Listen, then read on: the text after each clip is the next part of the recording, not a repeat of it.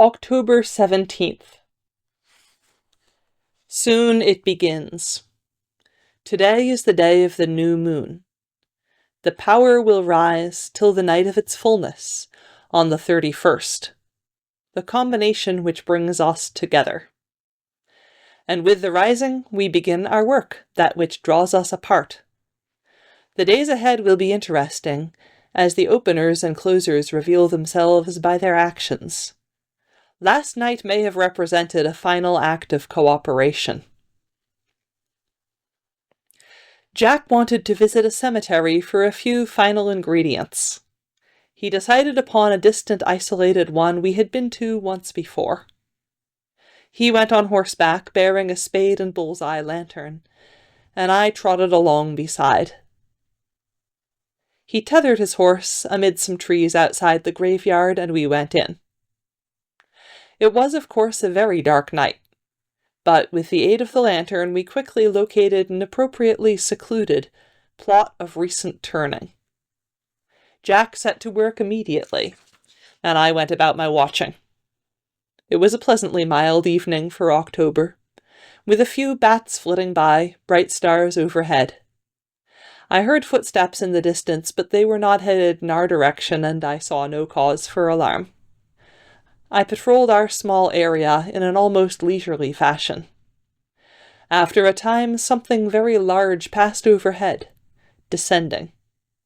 It did not land nearby, however, nor make any movement to approach us. A bit later, something equally large passed, again descending, though in a different area than the first, and again making no overtures toward us. And I remained alert but voiced no warning.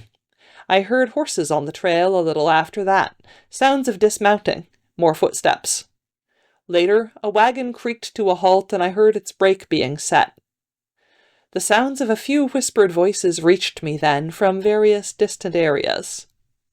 I began to feel uncomfortable at all this activity. I patrolled farther afield, and listening closely I began hearing the sounds of spades from many directions.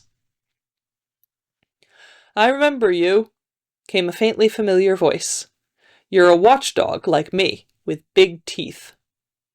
It was the graveyard dog, making his rounds. "Evening," I said. "Yes, I recall. Seems to be a lot of activity all of a sudden." "Too much," he replied. "I'm not sure I care to give the alarm. Might get mobbed. After all, everybody here is dead, so who cares? They won't complain. The older I get, the more conservative I feel. I'm just not much into heavy action these days. I do wish everybody'd fill up their holes neatly, though, afterwards. Maybe you could pass the word along?" "I don't know," I said. "I don't know who all's out there. It's not like a trade union, you know, with operating rules and policies. We usually just get the work done as efficiently as possible and get the hell out." "Well, it would be nice if you cleaned up after yourselves. Less trouble from me." "I'm afraid I can only speak for the master, but he's usually quite neat in these matters. Maybe you'd better approach a few of the others yourself." "I'm inclined to let it go by," he said. "Too bad." We strolled around a bit together then. Later, a voice very like Macabre's called out from down the hill, "Damn, I need a left femur, and this one ain't got one." "Left femur, you say?" came an ancient croaking voice from nearby, which could have been Owen's. "I've one right here I ain't using. Have you a liver, though? That's my need." "Easily done," came the reply. "Bide a moment. There. Trade?" "You have it. Catch?" Something flashed through the air to rattle farther down the hill, followed by scurrying sounds. "Fair enough. Here's your liver." There came a splap from higher up, and a muttered, "Got it." "Hey!" came a lady's voice then from off to the left. "While you're about it, have you a skull?" "Indeed I do," said the second man. "What'll you give? What do you need?" "Finger bones." "Done. I'll tie 'em together with a piece of twine." "Here's your skull." "Got it. Yours'll be along shortly."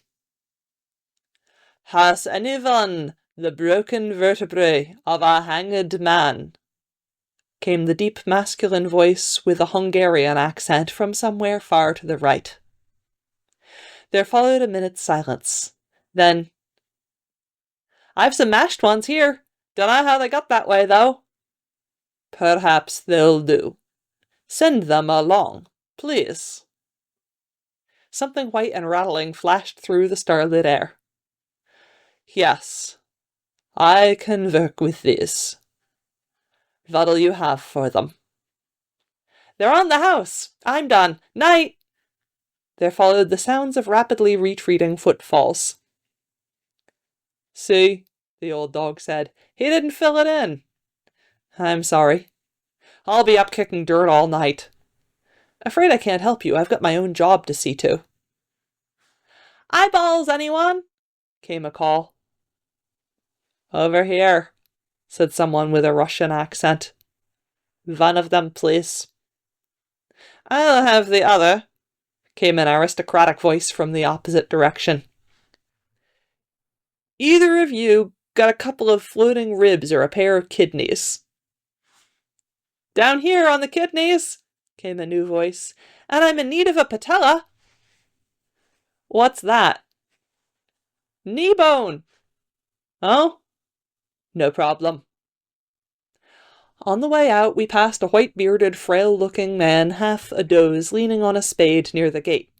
Casual inspection would have had one believe him a sexton, out for a bit of night air, but his scent was that of the great detective, hardly drowsing. Someone had obviously spoken too publicly. Jack muffled himself, and we slunk by, shadows amid shadows. Thus was all our work quickly concluded, to everyone's satisfaction, save for the tired hound. Such times are rare, such times are fleeting, but always bright when caught, measured, hung, and later regarded in times of adversity, there in the kinder halls of memory, against the flapping of the flames. Forgive me. The new moon, as they say, gives rise to reflection. Time to make my rounds. Then some more dragging.